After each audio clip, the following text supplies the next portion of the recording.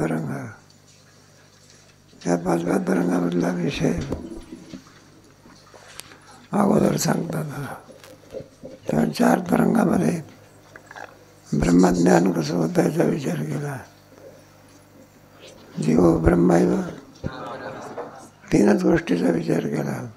आत्माच Kim स्वरूप आहे, जगत काय मिथ्या आहे, आणि जीव हा किम स्वरूप आहे की नाही. मग आता या अध्यायामध्ये थोडा कनिष्ठ अधिकारी, 4थ्या अध्यायाचा उत्तम अधिकारी, 4थ्या अध्यायाचा अधिकारी कोण आहे? कनिष्ठ आहे का मध्यम आहे? हे प्रकार पडतात कनिष्ठानं. अरे कनिष्ठानं म्हणतात, मग लावायचं की त्याच्यात. आणि आता मध्यम अधिकारी करतात तरंग आहे. मग त्यांनी ऐकलं सगळं बरं का. आता शंका करणार आहे कुणाकडे. 4थ्या अध्यायामध्ये ऐकलं ना. मग ते ब्रह्मा आता मध्यम अधिकारी असल्यामुळे त्याला यथार्थपणे ज्ञात होऊ शकत नाही. मग त्याला अधिकार कमी पडतो. त्याच्याकरता काही सोय आहे का? मग त्याच्याकरता सोय आहे. ज्ञान जर होत नसेल तर त्यांनी काय करावे? उपाय. ऐकल्याबरोबर पाठ होत नसेल तर घोकलं पाहिजे. तेच आहे, ऐकल्याबरोबर पाठ होते 4था तरंग, आणि खोकून पाठ होते 5वा तरंग. खूप खोपावला होते शेवटी 7वा तरंग. माझं ते ब्रह्माचं ज्ञान झालं पाहिजे. याच्याकरता ब्रह्म कसा आहे हे अगोदर सांगतात. आवाजा तरंग 5वा. श्री गुरु सच्चिदानंदाय नमः. परिच्छेद क्रमांक 1. मध्यम अधिकाऱ्यास साधनाचे निरूपण. कोणत्या अधिकाऱ्यास? त्याच्याकरता साधनाच्या. उत्तम अधिकाऱ्यास कोणतं साधन? ज्ञान, त्याला ज्ञेय म्हणतात. मध्यम अधिकाऱ्यास त्याला उपासना. आता या ग्रंथाचा, या तरंगाचा अधिकारी कोण आहे? मध्यम अधिकारी. म्हणून उपासना पर आहे. आता पुढे वेदांत शास्त्रात नेय व ध्येय अशा 2 रूपांनी ब्रह्माचे प्रतिपादन केलेले आहे. उत्तम अधिकाऱ्यास विचारद्वारा ब्रह्मज्ञेय म्हणजे ज्ञानाचा विषय असते. मध्यम अधिकाऱ्यास काही प्रतिबंधामुळे ब्रह्माचे ज्ञान होत नाही. सर्वच काही सारखे अधिकारी नसतात. उत्तम अधिकाऱ्याकरता ज्ञान सांगितलेलं आहे. मध्यम अधिकारी उपासना सांगितलेली आहे. तेव्हा मध्यम जो अधिकारी आहे ना, त्याच्याकरता पण त्याला ज्ञान असो किंवा ध्यान असो, पण काय पाहिजे? स्वरूप माहिती पाहिजे. उपासना करायची असेल तरी काय माहिती पाहिजे? काय करायचं? हे कोणतरी एक ग्रस्त आणि आपला निघाला बघा कोणाचं. मग निघाल्यानंतर पुढे त्याला जायचं होतं. रिक्षावाल्याला बोलावलं. रिक्षावाला आला. म्हटलं कुठं जायचं आहे तुम्हाला? म्हटलं आमच्या गावाला एक म्हातारी आहे, तिचा जावई कुठे राहतो? पुण्याला राहत, त्याच्याकडे घेऊन चला. अरे पण त्याचं काय नाव गाव वगैरे काही असे जावई तर 50 कुठे राहते? पुण्याला राहतात. मग तुला कोणत्या जावयाकडे घेऊन जायचं? म्हटलं तू इतके दिवस धंदा करतो, अजून तुला जावई कळत नाही का? कोणाला म्हणतो? मग याच्याकरता ज्याच्या घरी जायचं आहे त्याचं काय पाहिजे? नाही तर दिवसभर जरी ससून हॉस्पिटलमध्ये फिरले तरी पेशंटचा पत्ता लागत. म्हणून काय पाहिजे? ते ज्ञान असो का उपासना असो, करण्याकरता काय पाहिजे? स्वरूपाचं ज्ञान पाहिजे. आता ब्रह्माचं स्वरूप कसं आहे? म्हणून मध्यम अधिकाऱ्यास तेच ब्रह्म ध्येय म्हणजे ध्यानाचा विषय असते. ब्रह्मज्ञेय असो किंवा ध्येय असो, पण त्याचे स्वरूप प्रथम समजलेच पाहिजे. हे पहा, ज्ञानच नाही. एखाद्या माणसाला जायचं आहे कुठे दिघीला कुठेतरी म्हणा, निघाला आपल्याला कुठं, अरे म्हणला कुठं चालला तो, दिघीला जायचं आणि रस्ता पण जाऊला चाकणला जायचं कुठं आहे आणि रस्त्या कोणत्या रस्त्याने चालला, कोणत्या रस्त्याने चालला, चाकणच्या. मग आता दिघी येईल का या आयुष्यात तरी येईल का? मग जिथं जायचं आहे तिथं त्याचं काय पाहिजे? ज्ञान पाहिजे. विना ज्ञानाशिवाय यथार्थ ज्ञान होऊ शकत. ब्रह्म कळालं पाहिजे. काय काय म्हणून ते गद्द हे अभंग सोडवायचे असले ते काय असतं. तुकोबारायांना विचारलं ना, तुम्हाला ज्याची प्राप्ती करून घ्यायची आहे त्याचं स्वरूप काय आहे? तेव्हा मला आनंदात भाई जे कहाणी तरी ते समचरण. आम्हाला आमच्या उपासाचं आम्हाला काय ज्ञानाची काय आहे? मग ते ब्रह्मज्ञेय असो का काय असो, पण त्याचं काय असावं लागते? ते ब्रह्म कसं आहे वाचा. स्वरूपच माहीत नसेल तर ध्यान तरी कसले करणार. उपासनेच्या प्रकरणात श्री तुकोबरायांनी पावावया उपासना ब्रह्मस्थानी प्रस्थान असे म्हटले आहे. म्हणून प्रथम उपास्य स्वरूप कळणे अवश्य आहे. म्हणून ज्याचं आपल्याला मिळवायचं आहे त्याचा अगोदर काय पाहिजे? ज्ञान पाहिजे. त्याच्या साधनाचं सुद्धा काय पाहिजे? साधनाचं ज्ञान नसेल तर काय उपयोग आहे? साधा भात जरी करायचा असला तरी पाहिला भाताचं काय पाहिजे? नाहीतर आपलं पहिलं सुरू असं एका बाईने भात करायचं आहे, भांडं कसं घातलं? पाललं घातलं. हा तिला विचारलं, पालतं जर भांडं घातलं तर भात होईल का? मग तिला विचारलं, म्हटलं तर पालतं का भांडं का म्हटलं? मला पुस्तकात लिहिलेलं आहे. कुठं कुठं लिहिलं आहे? पुस्तकाला काय सगळ्याच योग्य लिहितो का? मग काय होत असते ते? एकाला विचारलं, म्हणला काय कीर्तन चालू होतं. संतानेच सरिता केलं होतं हिच्यापरी म्हणत. विद्यार्थ्यांनी सांगितलं, म्हणलं अरे सरिता नाही काय म्हणायचं? वा म्हणला मोबाईलमध्ये आहे. कुठे आहे? संताने सरिता आहे म्हणलं तिथे. आता मोबाईल प्रमाण आहे का अनुभव प्रमाण आहे? मग त्याचं काय पाहिजे? ज्ञान पाहिजे. उपास्य स्वरूप मागील तरंगात सच्चिदानंद रूप निर्विकार असंग अद्वितीय असे ब्रह्मच असल्याचे सांगितले आहे. तुम्हाला सांगितलं की त्या ब्रह्माचं ज्ञान कसं होऊ शकेल असा प्रश्न आला ना. त्याच्या ठिकाणी तर रूप नाही, गुण नाही, सद्रूप आहे, चिद्रूप आहे, आनंद स्वरूप आहे. जेव्हा अशा ब्रह्माचा शंका केली ना, प्रत्यक्ष होऊ शकत नाही. पुढचं सोडून द्या. पुढे मग क्रमाक्रमाने जीवाला ब्रह्माचं काय होतंय? कोणत्या इंद्रियाद्वारा?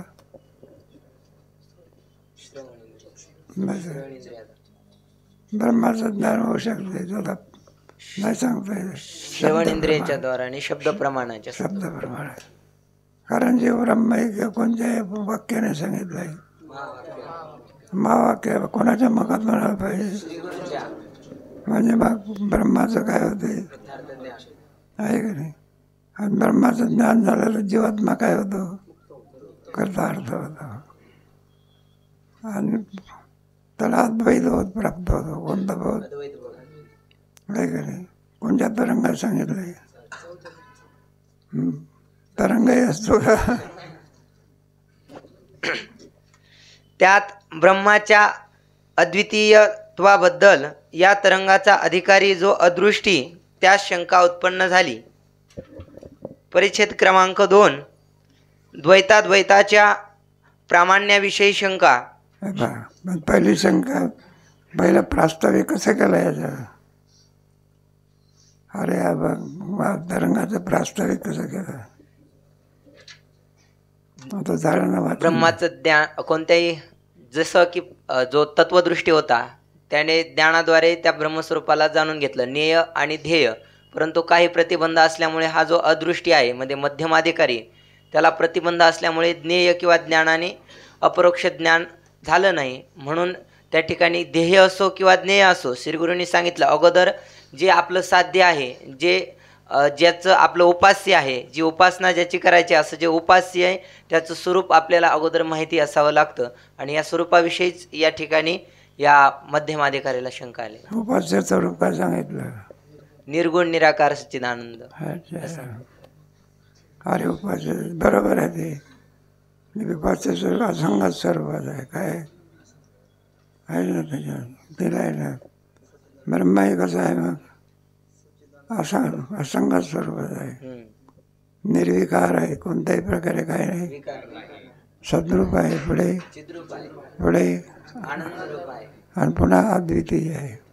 हे उपास्याचं काय आहे?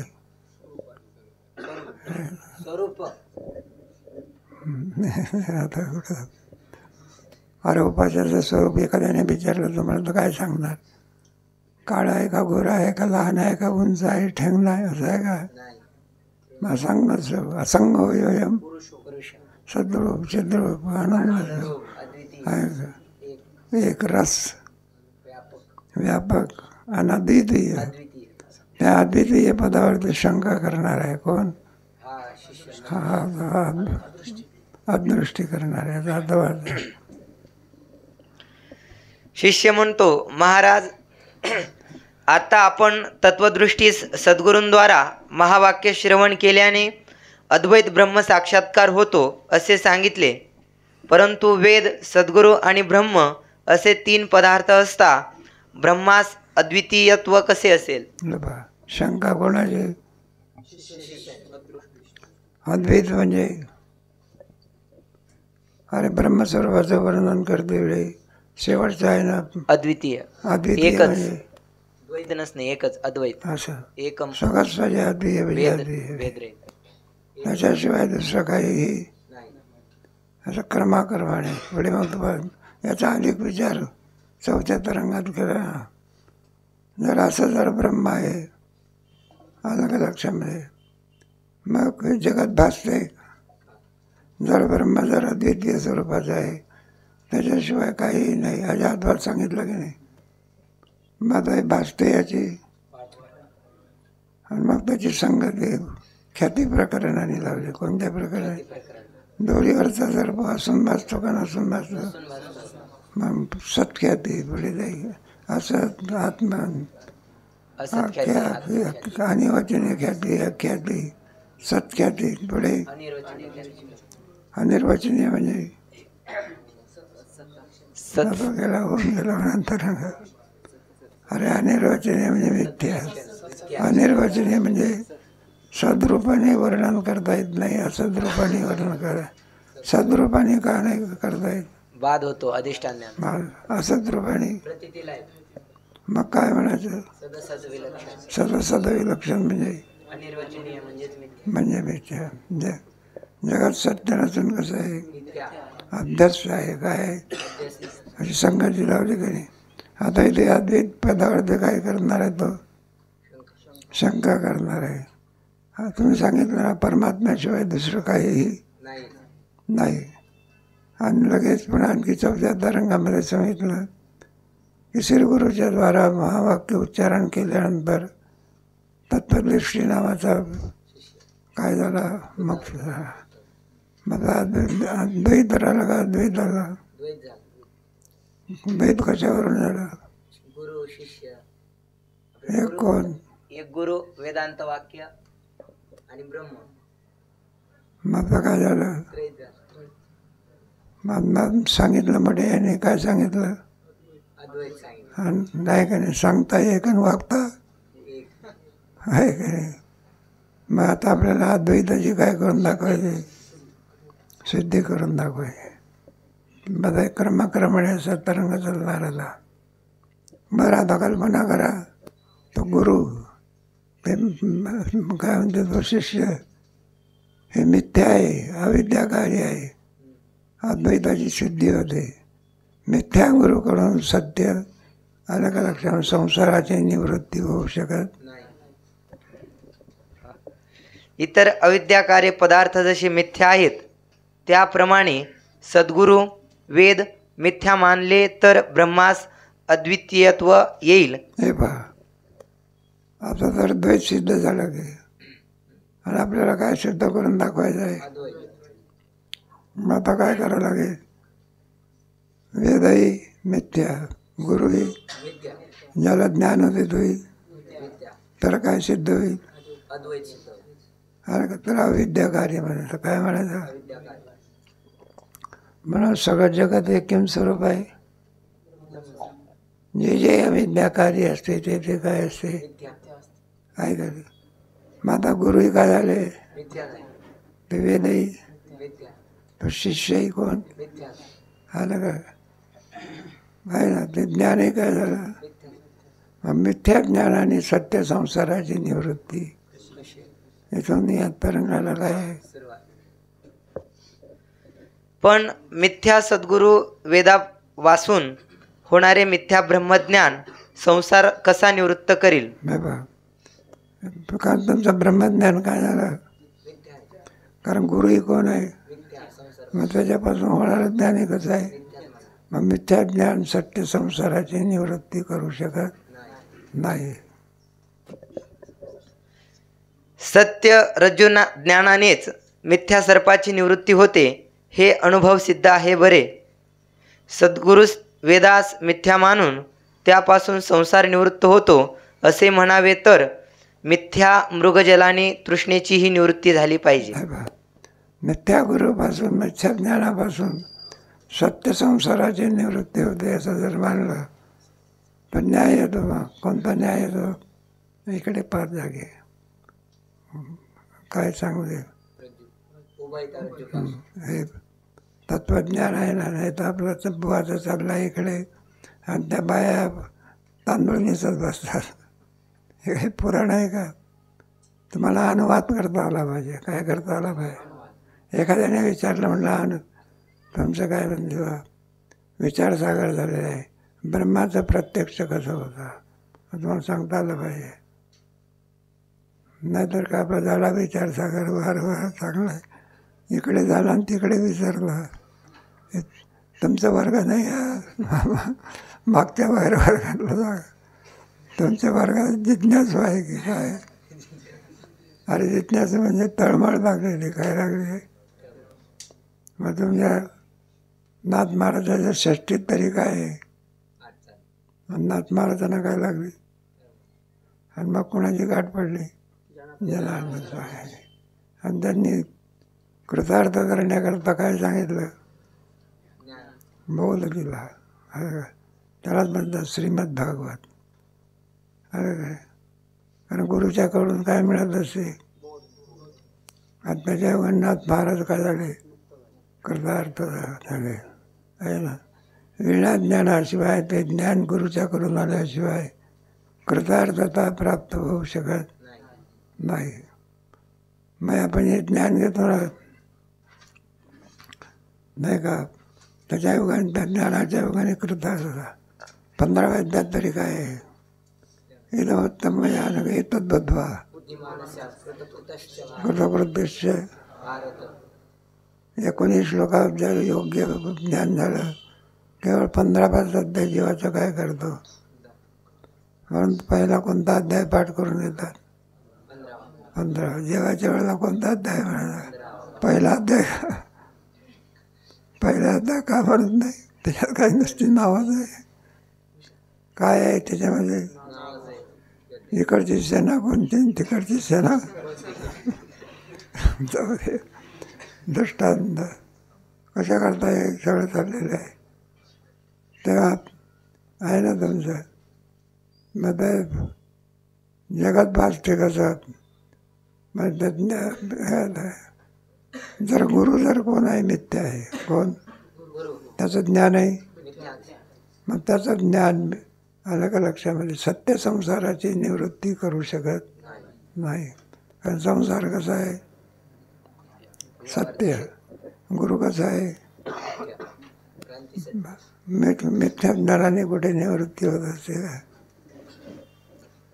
मग त्याच्याकरता आहे बा, माझ्या मृगजळाचा दृष्टांत दिलेला आहे. मग त्याने सांगितलं जर मिथ्या गुरुकडून सत्य संसाराची निवृत्ती होते तर मृगजळाने काय केली पाहिजे? आता इथं मृगजळ कोणत्या सत्तेतला आहे? तान व्यवहारिक आहे. समान सत्ता आहे का विषम सत्ता आहे का? मग आता विषम सत्ता आहे ना, आहे का? आलं का लक्षात? संसार दुःख कोणत्या सत्तेत आहे? व्यवहारिक. आणि तर ज्ञान कोणत्या सत्तेत आहे? प्रतिभा आहे. समान सत्ता का विषय सत्ता? मग आता आहे का नाही? मिथ्या ज्ञानाने सत्य संसाराची निवृत्ती कशी? आणि जर होत असेल तर मृगजळाने काय केली पाहिजे? याचं उत्तर कृपा करून काय करा सांगा पुढे. म्हणून वेद व सद्गुरू सत्य आहेत किंवा मिथ्या आहेत, म्हणजे द्वैतमत प्रमाण आहे किंवा अद्वैतमत प्रमाण आहे, याचे समाधान सांगावे अशी प्रार्थना आहे. कोणतं मत सांगायचं आहे? अद्वैत मत. काय पाहिजे कोणा चालू द्यायचं? वेदांत चाललाय राहा नाही बरं, वेदांत चाललाय ना आपला. मग त्याच्यामध्ये द्वैतमत प्रमाण का आहे ना? अद्वैत आणि द्वैत हे वाद असतं. जाऊ द्या. जगत सत्य मान्य कोणता आहे ते? आणि जगत नावाची वस्तू नाही कोणता वाद आहे? अद्वैत. वेदांत शास्त्राने कोणता वाद सांगितलेला आहे? हा का? मग आता प्रश्न आला, कोणता प्रश्न आला? द्वैत सिद्ध झाला की मग द्वैत सत्य का? त्याच्याकरता आता पुढचं सांगायचं आहे. वाचा. श्री गुरु म्हणतात, हे शिष्य, भगवान शंकरांनी शंकराचार्यांचे रूप धारण करून जे अद्वैतमत प्रतिपादन केले आहे तेच प्रमाण आहे. आता हे बघा, आपल्याला शब्द प्रमाण घ्यावं लागेल. सर्वांमध्ये श्रेष्ठ कोणतं आहे? तस्मात् शास्त्रम. माझा हे सगळं वेद. त्याच्यामध्ये रामानुज, मध्व, वल्लभ, शंकराचार्य या सगळ्यांनी वेदावरती काय लिहिलं आहे? भाष्य. पण हे रामानुज, मध्व, वल्लभ हे सगळे द्वैती आहेत. जगत सत्यत्व म्हणतात. काय म्हणतात? आणि शंकराचार्य अद्वैत मानतात. जगत सत्य नसून काय आहे? मिथ्या आहे. म्हणून अगोदर कोणाचं मत घेतलं? शंकराचार्याचा. आणि शंकराचार्य म्हणजे भगवान शंकराचा काय अवतार आहे हे सांगायचं. वाचा. द्वैतमताचे प्रतिपादन करणारे रामानुजाचार्य, मध्वाचार्य, निंबार्क आणि वल्लभाचार्य या चारी आचार्यांचे मत अप्रमाण आहे असे समज, कारण ते तत्वनिर्णयामध्ये वेदविरुद्ध अर्थाचे प्रतिपादन करतात. अजून त्याला तत्वाचा निर्णय होऊ शकला नाही. आहे का नाही? आपण तपासण्या करता जातो. एक डॉक्टर सांगतो वेगळं, दुसरा डॉक्टर सांगतो. अरे पण मत तरी कोणाचं मानायचं?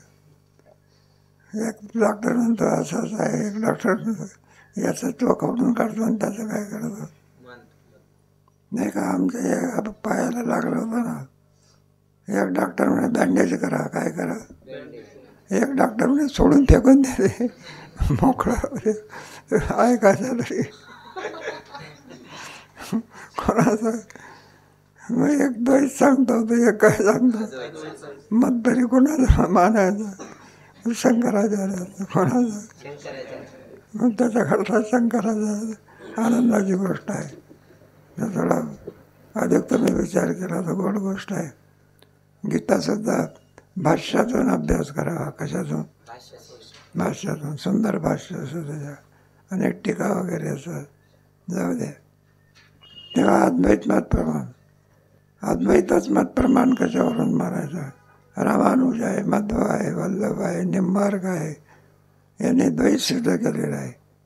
मग आता अद्वैतच मत मानायचं तर शंकराचार्य. कोण? मग शंकराचार्य आहे तरी. शिष्य म्हणतो, श्री शंकराचार्यांचेच मत प्रमाण मानण्याविषयी आधार काय? श्री गुरु म्हणतात, भगवान व्यासांनी पुराणात असे सांगितले आहे की कलियुगात वेदांचा निरनिराळ्या प्रकारे अर्थ करतील, तेव्हा साक्षात शंकर भक्त कल्याणाकरिता शंकराचार्यांचा अवतार धारण करून सर्व मतांचे खंडन करतील. कोण भगवान कोणाचा अवतार धारण करतील? तुकाराम महाराजाचा, ज्ञानेश्वर महाराजाचा कोणाचा अवतार आहे? विष्णूचाच आहे. अवतार पांडुरंग आहे काय? तुकोबारायचा तरी कोणाचा अवतार आहे? विष्णूचाच आहे ना. म्हणे रामेश्वर भट्ट द्विजा, दोन्ही अवतारी पुरुष आहे. ज्ञानेश्वर महाराजांनी कोण? तुकोबार आहे. आपल्याला भौतिक दृष्टीने पाहतो आपण, कशा दृष्टीने? त्याला तात्विक दृष्ट्या आम्ही वैकुंठ आले घरच्या. कशा करता आले? जेवण्याकरता का? नाही, येथे उपकारासाठी. म्हणजे शंकराचार्याचं मत काय आहे? नाही का? योग्य निर्णय. कल्पना करा, नाही का? सहनसागिरी होते, हे मत योग्य आहे कोणतं? आणि एखाद्याने दिलं सहनसागिरी म्हटलं 7, सहनसागिरी म्हटलं 8, नाही तर 11. हे सगळी मतं कशी आहे? खंडित आहे. योग्य मत निर्णय कोणाचा आहे? शहांसा. हेच मत कसं आहे? बाकी सगळे चुकीचे मत आहे. जसं अद्वैत मत कोणाचं प्रमाण आहे? शंकर.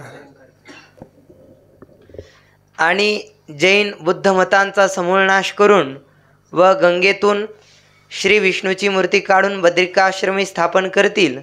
सूर्योदय झाला म्हणजे ज्याप्रमाणे अंधकाराचा नाश होऊन सर्व पदार्थांचे निसंशय ज्ञान होते, त्याप्रमाणे वेदार्थाचे ज्ञान शंकराचार्यांचे व्याख्यानाने होईल. वेदार्थाचं यथार्थ ज्ञान कोणाकडून मिळेल? बाकीचे जे आहे ते काय, कोणी विशिष्टाद्वैती, कोणी अद्वैती, कोणी द्वैताद्वैती, त्यांचे ग्रंथ आहे. त्या ग्रंथामध्ये सगळं वर्णन केलेलं आहे आपापल्यापणे. मग मोक्षला कोणता ग्राह्य आहे? अद्वैत मत. अद्वैत भगवंताने सुद्धा अद्वैत मताचं काय केलेलं आहे? पुरस्कार.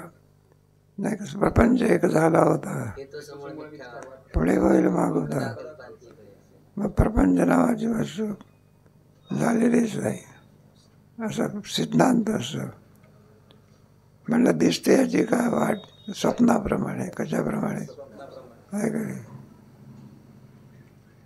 म्हणजे पुढे ठरवायचं आहे. वेदांत शास्त्रामध्ये जगत सत्य नसून स्वप्न आहे. काय? मावळ भीत नवा बदलला. जागा झाला म्हणजे स्वप्नातले पदार्थ राहतात का? तसा आत्मजागृती ज्याला प्राप्त झाली तर देह जगत शिल्लक आहे का? संपलं सगळं. त्याप्रमाणे पुढे तुम्हाला कर्माकर्माने सांगायचं आहे. याचा अधिक विचार 6व्या तरंगात आहे. जेव्हा जागृतीसुद्धा स्वप्नाप्रमाणे आहे. पुढे तुम्हाला 6व्या तरंगात सांगू. वाचा. त्याविरुद्ध जे वेदाचा अर्थ करतील ते धूर्त आहेत असे समज. आपण म्हणायचं नाही बरं का, नाही तर अंगलठी गेली आहे. कुठे ठेवायचं? मनात ठेवायचं. नाही का? ते निश्चलाची गोष्ट वेगळी आहे. आपण नरेंद्र मोदीला काय मूर्ख म्हणायचं का? म्हणून निश्चलराजीची भाषा वेगळी आहे.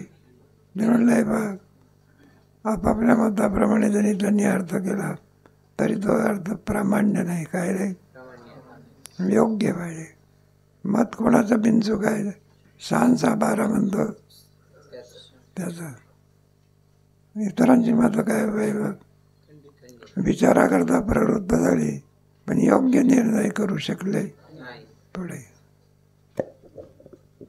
याप्रमाणे पुराण वचन असून वसिष्ठांनी आपल्या वासिष्ठ ग्रंथात अद्वैत मताप्रमाणे दृष्टीसृष्टीवाद अनेक युक्तींनी प्रतिपादन केला आहे. तुम्हाला गेलं की मागे दुसऱ्या तरंगामध्ये कारणाध्याय सांगते वेळी वगैरे त्यावेळेला नाही गेलं का? दृष्टीसृष्टीवाद म्हणजे ज्या वेळेला पदार्थ दिसतो त्यावेळेलाच तो पदार्थ एरवी तो पदार्थ. कोणता वाद? पदार्थ आहे नंतर त्याचं ज्ञान होते. कोणता वाद? सृष्टी दृष्टी गेले गेली. दृष्टीसृष्टीवादाने जगात हे सत्य नसून काय मिथ्या आहे. म्हणजे काय? दोरीच आहे, सर्पाचा काही संबंध. तसा परमात्माचा आहे, जगताचा काही संबंध. मग जगत कसं मानायचं? कल्पनावाद. कोणता? जे कल्पना नाही का? दोरीवरचा सर्प सर्प आहे का? कल्पना आहे आपली. निवृत्त होते दांडक्याने मारायचं का? मग कशाने? कोणाच्या ज्ञानात निवृत्त होते? अधिष्ठान. ब्रह्माचं ज्ञान झालं तर काय होते? मग संपलं. काय दोरीचं ज्ञान होत नाही तोपर्यंत सर्पाची भीती. आणि एकदा दोरीचं ज्ञान झालं की सर्पाची भीती संपली. म्हातारी टुणकन उडी मारते पुढे. तसेच युक्तीने ही द्वैतमत विरुद्ध आहे हे खंडन खाद्यादी ग्रंथात सिद्ध केले आहे. हर्ष मिश्र पंडित म्हणून आहे, त्याने द्वैत मताचं काय केलेलं आहे आणि कोणाची सिद्ध केलेली आहे? चांगला उच्च प्रतीचा ग्रंथ आहे. विद्वान लोक त्याचा काय करतात? विचार करतात. पुढे शिवाय भेदवाद श्रुतीविरुद्ध आहे.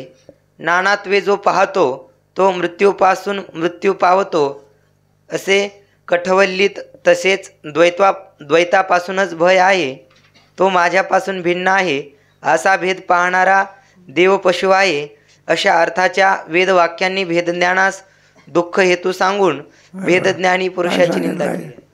भेदज्ञान हे दुःखाला काय हे कोण सांगितलं? हे बा सर्व संतही सांगतात, श्रुती सुद्धा काय करतात. पण भेद व्यवहारामध्ये नाही का? भेद आला की काय आला? दुःख आला की भेद भेद. तो का म्हणे भेदा भेदन गेला. कोणतरी ग्रस्त आमच्याकडे रामलक्षणाप्रमाणेच वागत होते. ते पुढे काय झाले? हिस्से वाटे झाले त्यांचे. लोकांनी विचारलं, म्हणलं का हो हिस्से वाटे का झाले तुमचे?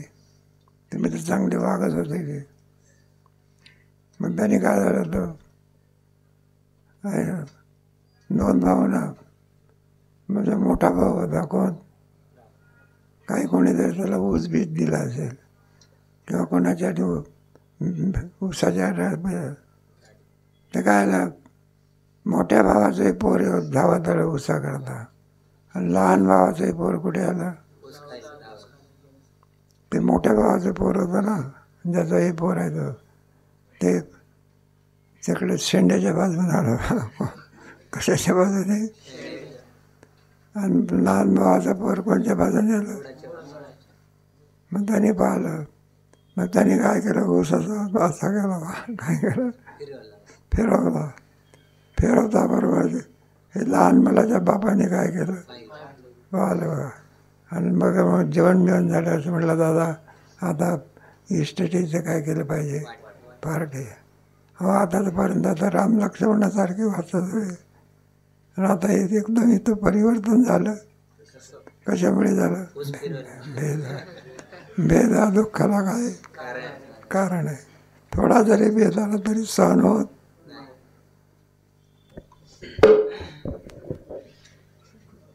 शेतकऱ्यापासून बैलास जसे दुःख होते त्याप्रमाणे भेदज्ञानी पुरुषास देवापासून दुःख होते. म्हणजे व्रते उपवासादी कष्ट भोगावे लागतात. मग तात्पर्य कशामध्ये? भेद हा दुःखाला काय आहे? मृदाभंगामध्ये असताना दुःखामध्ये भेदा भेद सर्व ऐसा याचा अनुभव. देवच या जवळी आपण असे अद्वैतवाद कोणता वाद एक परमात्माचा आहे, परमात्म्याशिवाय दुसरं काहीही उत्तम अधिकाऱ्याचा आहे. कोणता अधिकारी? पुढे परिच्छेद क्रमांक 3 द्वैतमत त्याज्य आहे. याकरिता अतिदुःख देणाऱ्या द्वैत वचनाचा परित्याग करून शंकराचार्यांच्या अद्वैत व्याख्यानांचे ठिकाणी प्रामाण्याचा निश्चय कर. अद्वैत निश्चय करूनही द्वैत प्रतिपादक वाक्याचे जरी नुसते स्मरण झाले तरी त्यापासून तुला दुःख होईल. याचबद्दल तुला एक गोष्ट सांगतो. हे पहा, तेव्हा एवढंच सांगायचं आहे, द्वैतवाद सत्य की अद्वैतवाद सत्य याचा विचार करायचा. त्याचा विचार कधी करू?